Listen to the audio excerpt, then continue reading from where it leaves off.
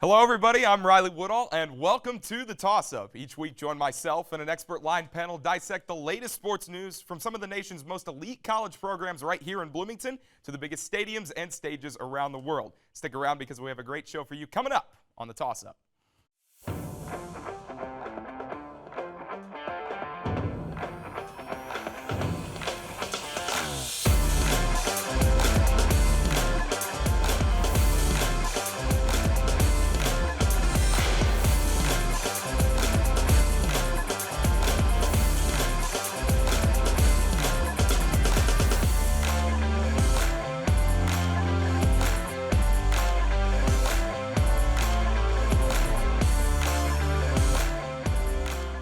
Well, the cold winter months have finally given way to clear blue skies and warm temperatures, which means spring is here and baseball is back. We're here to break down the first 2 weeks of the 2023 MLB season, compare divisions and players, and even make some way too early predictions. I'm joined by an amazing group of analysts, Josh Bode, Alex Hynes, and of course Kevin Vera. Guys, thank you so much for coming on to talk some MLB with me. We got a lot to get into, so let's jump right into it. Alex, I'm going to start with you. We've got a pitch clock, we've got bigger bases, and a little bit more on the defensive shift. What is your first impression of these new rules that the MLB has implemented this year? Well, I think overall it's all been a good thing. I think the whole purpose of speeding up the game is getting more action going on for the fans watching, and there's less dead air, and I think it's done that. I think the pitch clock hasn't really been too big of an issue. I think we're seeing like less than one violation per game for like pitchers and batters. So it's overall not really been something people notice too much. So I think it's a subtle adjustment in the end that's going to just better the game overall. And kind of going off of that, I mean, to your point, it's, sped up the games a lot faster. And, players, the conversation was for this first week was, how are players going to adjust? How are coaches going to adjust? But they've adjusted pretty well. Everybody kind of seems to be, everybody was annoyed at the beginning, changing the rules and adding the clock to baseball. But it's worked out for the best, and I think it's just going to make the game better. Yeah, people have said baseball's broken, the product isn't marketable, it needs to change. They made the perfect changes, I think. The pitch clock has made the game so much faster, and it's not really even that noticeable either. We haven't really had any huge pitch clock violations that have changed the outcome of games. The bases, which are bigger, and the pickoff rules, more stolen bases, which is awesome. I love that. And overall, I just think the rules have been a great addition to the game. I was a little bit skeptical at first with the pitch clock, kind of growing up watching the game, but I think now it's really grown into what all you gentlemen are talking about. The game's faster, and the players have been able to adjust to it really, really well. I think too, hey, more offense. I'm going for it. I love it. So, Josh, I'm going to go back to you. We're going to switch it up a little bit because it has been a crazy beginning to this MLB season. What is your best first 2 weeks over reaction? I think the AL East is going to get 4 teams into the postseason. They're going to sweep all 3 wild cards in the American League. The Rays are going to win that division, which they probably weren't favored to at the beginning of the year. As of right now, when I'm talking, they have not lost a game yet, which is unimaginable. People can say, oh, their schedule's been weak. It doesn't matter. They're an MLB team that they're playing against. They're a good team, and they've beat everyone that they've played. You can't complain when you've beaten everyone on your schedule. Kevin.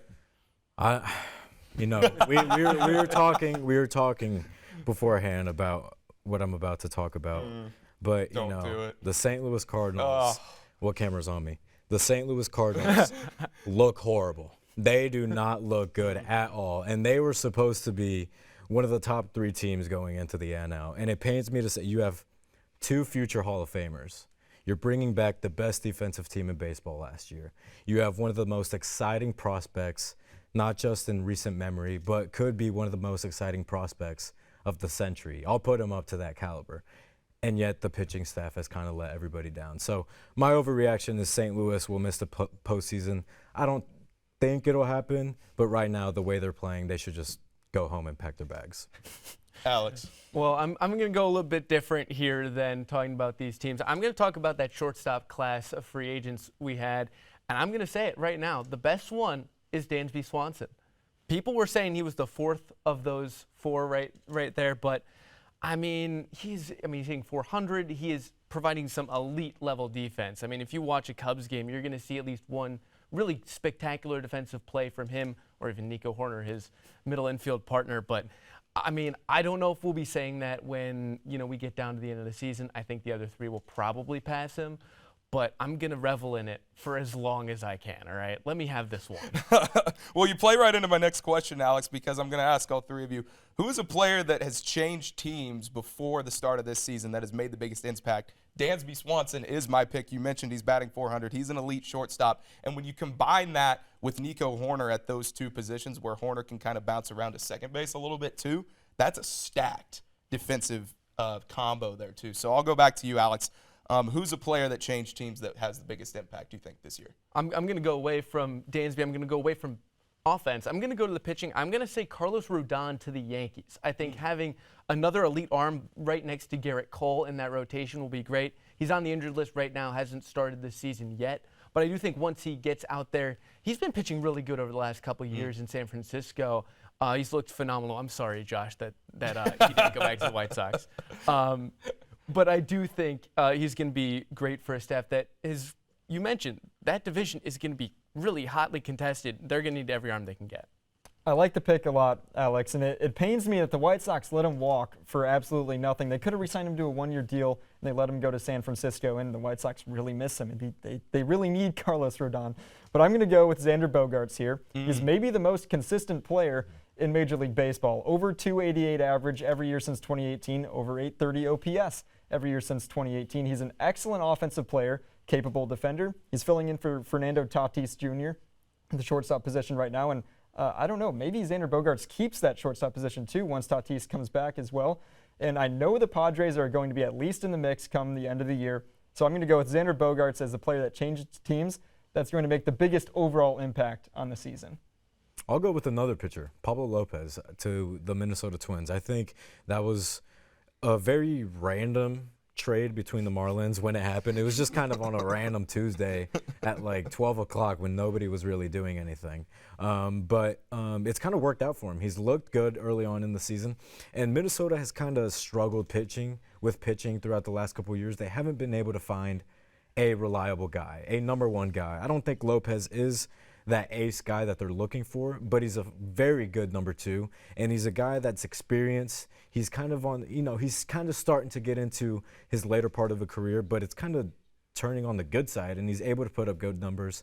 So I think finally Minnesota has a good pitcher on their hands.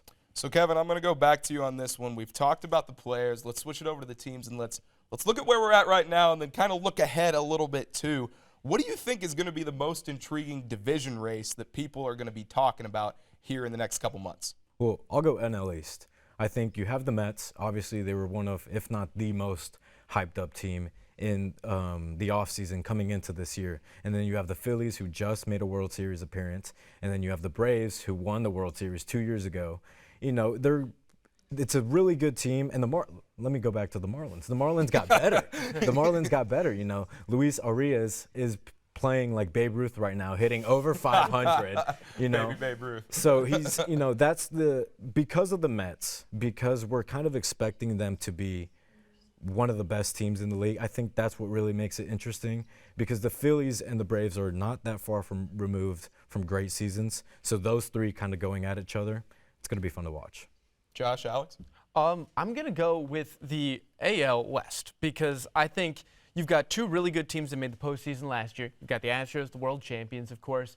The Mariners still look really good with that young core. Rodriguez, obviously in center field, Rookie of the Year. You've got Gilbert, you've got Kirby, you've got Castillo, and that pitching staff looks really good. But you also have two teams that could do something. The Rangers, they spent so much money. I mean, it's like $800 million committed to players right now. It's ridiculous. DeGrom, can he stay healthy? Can you get what you need out of Seager and Simeon, etc.? And then the Angels. Will they finally get over the hump? Will Ohtani make a postseason? Will Trout finally play more than the, 3 games he's played in the postseason in his career? I think all 4 of those teams are really capable of making the postseason and making enough of a run, except the Oakland A's. Josh. Alex, I love the points you just made. I'm going to try and convince myself all season that the AL West is a position that could be tight at the end, but at the end of the day, I'm super confident the Astros are going to win that division, and probably by a few games. So I'm going to go to the NL West. It might only be a 2-team race, but I think it's the most captivating 2-team race, and that's between the Dodgers and the Padres. The Dodgers have been by far the best team in that division for the last decade. They've won it 9 of the last 10 years.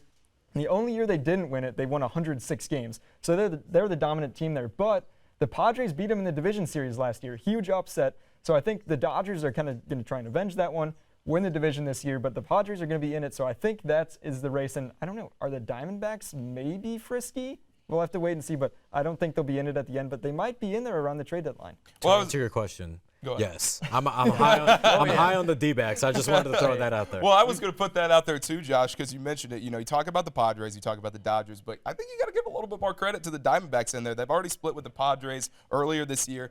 I think it's going to be interesting when those two teams face off in more games as the year goes on. I think that's going to be very telling, both for the NL West and then maybe later when we get into maybe the postseason. But, Alex, we'll switch it over a little bit because you and I have talked about this backstage here. But what do you think is going to be the best rivalry in MLB this year specifically? Well, I think Josh mentioned a potential good one between the Dodgers and the Padres. I'm going to go just slightly different. I'm going to go Mets and Braves, two teams that fought down to the last year for that division title. I think they'll do it again. Both teams, I think, got better, which I think is ridiculous when you consider how good they were. The Mets pitching staff looks great if they can stay healthy. I feel like that's just the mantra for the Mets at this point.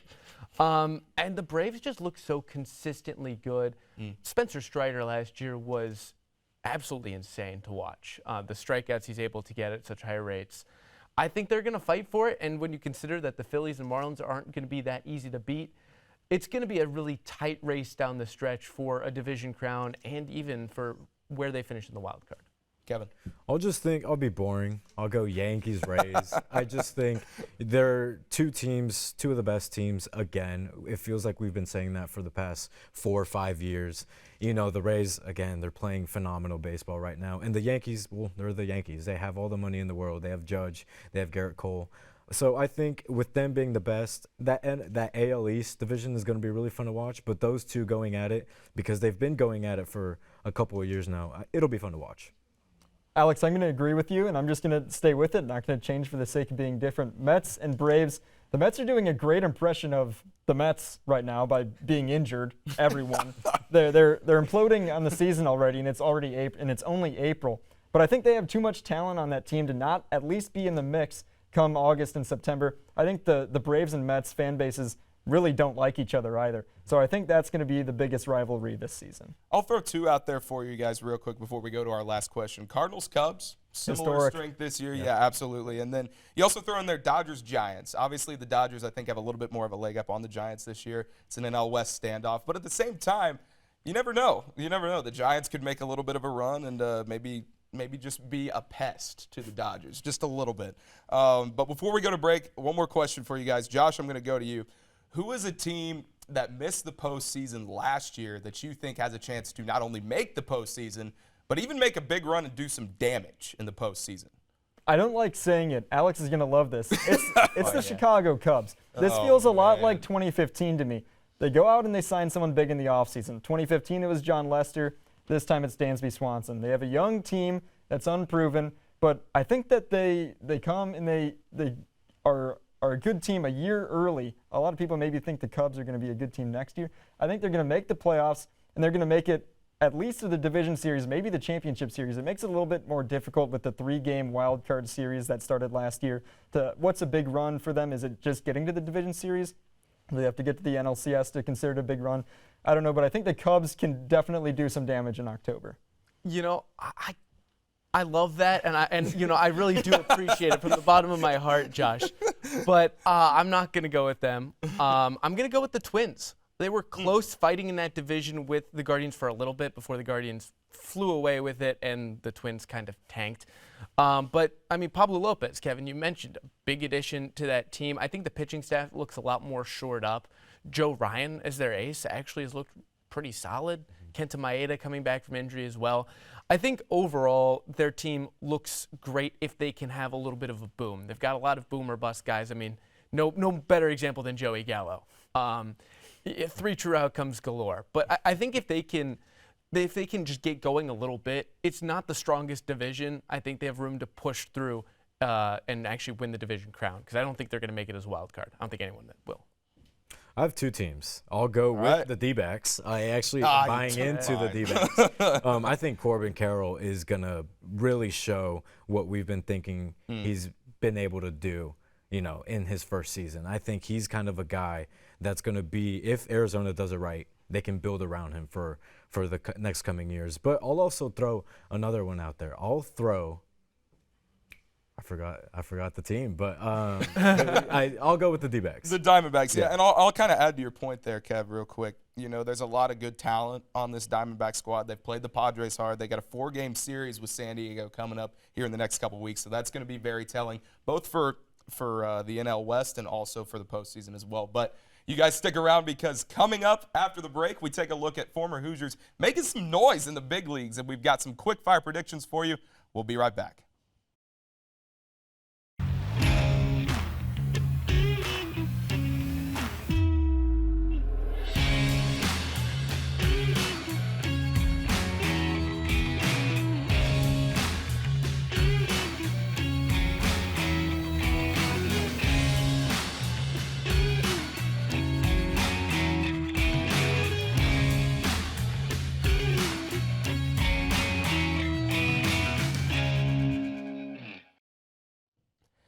Hey, welcome back to the show. We have a little break in the action as IUS TV Sports' own Brianna Ballog is in the house to check the pulse of some Indiana stars and how they're performing in the MLB. Brianna, what you got?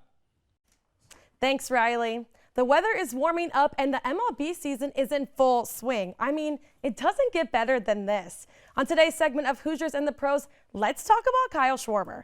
Before going pro in 2014, Schwarber played here at Indiana for 3 seasons. In IU history, Schwarber ranks 5th in slugging percentage, 6th in home runs, 8th in hits, and is tied for 8th in triples and runs. In all 3 seasons, he earned all Big Ten honors. Quite a remarkable player for Indiana baseball. Schwarber was selected in the first round of the 2014 MLB draft at 4th overall by the Chicago Cubs. He was the highest draft pick in Indiana baseball history. Schwarber helped lead the Cubs to winning the World Series back in 2016. Now Schwarber is playing his 2nd season with the Philadelphia Phillies. On April 4th, he hit his 200th career home run to give the Phillies their first win. He has 3 home runs so far on the season. To keep up with this Hoosier in the Pro, be sure to watch a Phillies game or follow Schwarber's Instagram and Twitter at KSchwarb12. Back to you, Riley. Fabulous as always, Brianna. Thanks for the time. And we're going to go ahead and jump into it with a little bit of time left. It's Who You Got. It's everybody's favorite segment. I got 4 questions for each of the panelists here, and they're going to give me their knee-jerk response. Josh, kick us off. Who is your AL and NL MVP? AL, Ohtani. It's that easy. NL, I'm going to go Acuna, best player on the best team. He won Rookie of the Year. Now he's going to get MVP. Kevin. I have to disagree with Ohtani. He's going to win it. But I'll also go with Paul Goldschmidt. I believe in his bat again. I think he's going to repeat, have a great year, and hopefully get the Cardinals back. And sustain it this time. Alex. I'm also going to go Ohtani. Among mere mortals, though, I will say Jose Ramirez will finish 2nd. But in the NL side, I'm going to go with Trey Turner. I love that World Baseball Classic performance. I think he'll do great for the Phillies. Alex, I'm coming back to you with a little bit of a different award, the Cy Young. Who's winning it for the American League and who's winning it for the National League? Josh, you'll love this. I got Dylan Cease in the American League, top 3 in the Cy Young last year, and top 3 mustache, we have to say. In the NL, though, we've talked a lot about the Diamondbacks. I'm going to go Zach Gallen. I think he'll perform really well and sneak in there at the last second. Kev. I'll go Garrett Cole. I think Garrett Cole's finally kind of due for a Cy Young. He's been able to be very efficient, very strong for the Yankees, but I think finally he's going to get his year. And then Sandy Alcantara. I'm a big Alcantara guy. I think he's really kind of the future of MLB pitching, and he's going to be, he's going to get one.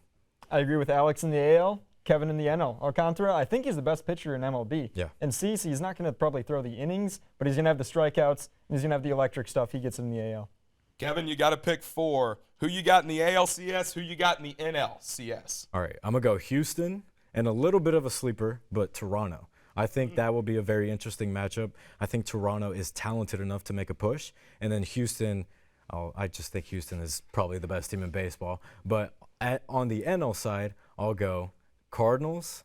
And then I'll also go Braves. I think the Braves are going to Cardinals. I think the Braves are going to push through the NL East, and they're going to get back to the World Series. Ooh. I like the Braves. I think they're going to play the Padres, though. I just can't bring myself to pick the Cardinals. Sorry. It's okay. But I do really like the Braves. On the AL side, I think the Astros are by far the best team in the American League. I do think they'll play the Yankees I do struggle to figure out who that other team will be, but we're going to say it's New York. Why not? Josh, you got any teams that these two guys haven't talked about yet? I got the Rays in the AL, but I also have the Astros. I can't choose anyone other than the Astros to be in the ALCS.